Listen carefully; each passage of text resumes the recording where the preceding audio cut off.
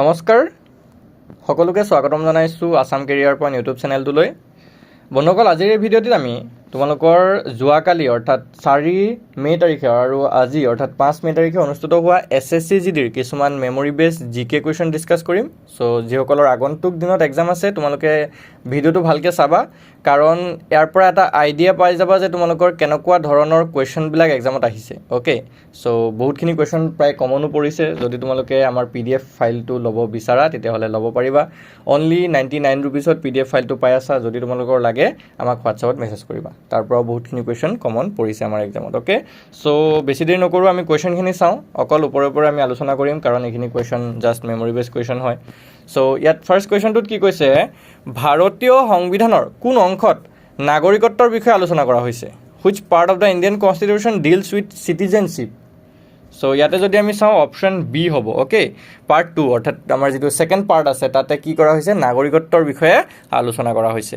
Okay, next 2 number question যদি চাওঁ, চিকাগোত বিশ্ব ধৰ্ম সভা কোন চনত অনুষ্ঠিত হৈছিল? In which year was the world's parliament of religions held in Chicago? So' ইয়াৰ ৰাইট এনচাৰটো অপশ্যন ডি হ'ব 1893 অৰ্থাৎ 1893। নেক্সট আমি যদি চাওঁ, কোন চনত জয়পুৰ সাহিত্য মহোৎসৱ JLF আৰম্ভ হৈছিল? In which year did the Jaipur literature festival begin? So' ইয়াৰ ৰাইট এনচাৰটো আছিল অপশ্যন চি 2006 2006 চনত হৈছিলে। নেক্সট চাওক, জন্তুৰ কোষ কলাৰ কোন শ্ৰেণীত তেজক শ্ৰেণীবদ্ধ কৰা হয়? অৰ্থাৎ into which category of animal tissue is blood classified? So' ইয়াৰ যদি আমি শুদ্ধ উত্তৰটো চাবলৈ যাওঁ, এইটো অপশ্যন বি হ'ব, সংযোজী কলা অৰ্থাৎ কানেক্টিভ টিছু।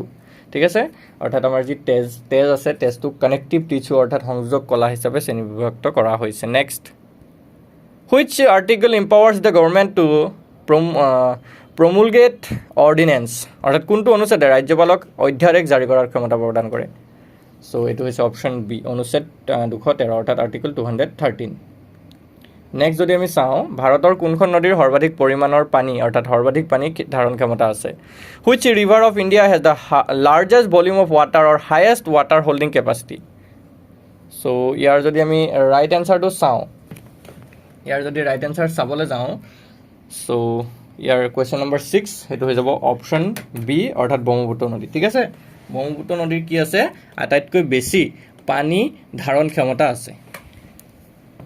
নেক্সট আমি যদি চাওঁ কুৱেশ্যন নম্বৰ 7, ভাৰতীয় সংবিধানৰ অধীনত নতুন ৰাজ্য গঠন কৰাৰ, তেওঁলোকৰ সীমা সলনি কৰাৰ বা তেওঁলোকৰ নাম সলনি কৰাৰ ক্ষমতা কাৰ আছে? চ' এইটো হৈছে অপশ্যন বি, সংসদ অৰ্থাৎ পাৰ্লিয়ামেণ্টৰ আছে। নেক্সট, ডিম্বৰ ফালে পৰাগৰেণু নলীৰ বিকাশ হৈ ইয়াৰ এটা উদাহৰণ হয়, অৰ্থাৎ the growth of the pollen tube towards the ovules is an example of, কিহৰ উদাহৰণ হয়? পোহৰানুবৰ্তী, জলানুবেগী, উদ্দীপনা নে ভূকেন্দ্ৰাৱৰ্তী চলন হয়? চ' এইটো যদি আমি চাওঁ অপশ্যন চি হ'ব, উদ্দীপনা, অপশ্যন চি। নেক্সট আমি যদি চাওঁ 9 নম্বৰ কুৱেশ্যনটো কৈছে, আগ্ৰা দুৰ্গত কোনটো মছজিদ শ্বাহজাহানে বিশেষভাৱে ৰাজসভাৰ ৰাজকীয় মহিলাসকলৰ বাবে নিৰ্মাণ কৰিছিলে? Which mosque was build by Shahjahan in the Agra fort specially for the royal ladies of the court? So' ইয়াৰ যিটো শুদ্ধ উত্তৰ, যিটো 9 নম্বৰ কুৱেশ্যনৰ কাৰেক্ট এনচাৰ এইটো হৈছে অপশ্যন বি, নগিনা মছজিদ। অ'কে, নেক্সট আমি যদি চাওঁ, ব্ৰিটিছ শাসনৰ সময়ত মহাৰাষ্ট্ৰৰ কৃষকসকলে কোনবোৰ শস্যৰ খেতি কৰিবলৈ বাধ্য হৈছিলে? During the British rule which crop were the farmers of the Maharashtra forced to cultivate? So' এইটো আছিল অপশ্যন বি, কপাহ অৰ্থাৎ কটন খেতি কৰিবলৈ বাধ্য হৈছিল। এছিয়ান গেমছ 2023 শ্বুটিঙত ভাৰতে কিমানটা ৰূপৰ পদক জিকিছিলে? চ' এইটো যদি আমি চাওঁ 11, চ' এইটো হৈ যাবগৈ অপশ্যন চি, 9টা। ঠিক আছে, টোটেল 9টা ৰূপৰ পদক জিকিছিলে।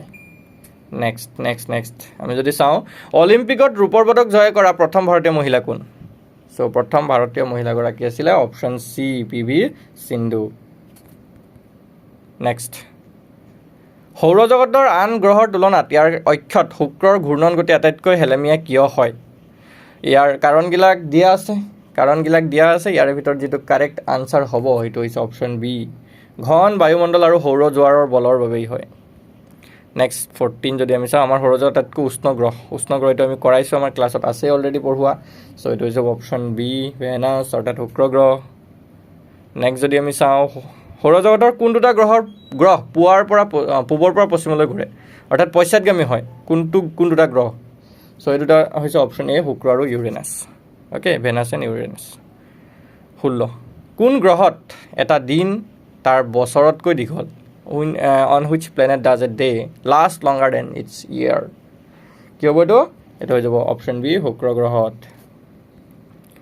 নেক্সট যদি চাওঁ ধ্ৰুপদী মণিপুৰী নৃত্য কোন হিন্দু দেৱতাক প্ৰাথমিকভাৱে উৎসৰ্গিত হয় তো which Hindu deity is the classical Manipuri dance primarily dedicated so' এইটো আমি জানিব লাগে অপশ্যন বি হ'ব ভগৱান শ্ৰীকৃষ্ণৰ প্ৰতি উৎসৰ্গিত হয় নেক্সট 18 ভাংৰা নৃত্যৰ মুখ্যতঃ বৈশিষ্ট্য কি হয় what is the main characteristics of the Bhangra dance so' ইয়াৰ যদি আমি ৰাইট এনচাৰ চাওঁ অপশ্যন কি হ'ব ডি হৈ যাব ৰাইট অপশ্যন চি হৈ যাব অৰ্থাৎ শক্তিশালী আৰু দ্ৰুতগতিৰ চলাচল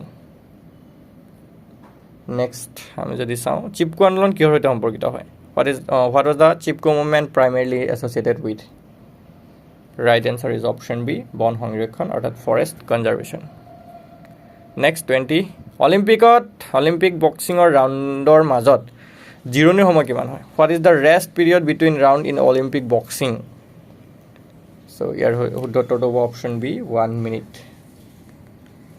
21 আইনী প্ৰক্ৰিয়াত ৰিমাণ্ডৰ মূল অৰ্থ কি হয় what is the main remaining of remand in legal procedure তো এইটো হৈ যাব অপশ্যন বি অধিক অনুসন্ধানৰ বাবে অভিযুক্তজনক জিম্মালৈ অৰ্থাৎ আৰক্ষী অৰ্থাৎ ন্যায়িক স্থানলৈ প্ৰেৰণ কৰা 22 কোনখন নদীক দ্বিতীয় গংগা বা দক্ষিণ গংগা বুলি জনা যায় which river is known as the second Ganga আৰু দক্ষিণ গংগা এইটো জানিব লাগে গোদাবৰীক কোৱা হয় নহয় অপশ্যন 22ৰ চি হ'ব গোদাবৰী হয়নে নেক্সট এজন ব্যক্তিয়ে অপৰাধ সংঘটিত হোৱা দেখিছিল তেওঁক আৰক্ষীৰ ভাষাত কি বুলি কোৱা হ'ব এ পাৰ্চন হু ৱাটছ a crime being committed what is his call is police language অভিযুক্ত বুলি ক'ব সাক্ষী ক'ব নে সন্দেহজনক ক'ব নে অভিযোগকাৰী বুলি ক'ব চ' 23 হৈ যাব অপশ্যন বি সাক্ষী উইটনেছ বুলি কোৱা হয় তো সকলোৱে জানে 24 অপৰাধ স্থানত পোৱা সন্দেহজনক ব্যক্তিক কি বুলি কোৱা হয় a person found at a crime scene suspected of a committing a crime is called তেখেতক কোৱা হ'ব অপশ্যন চি সন্দেহজনক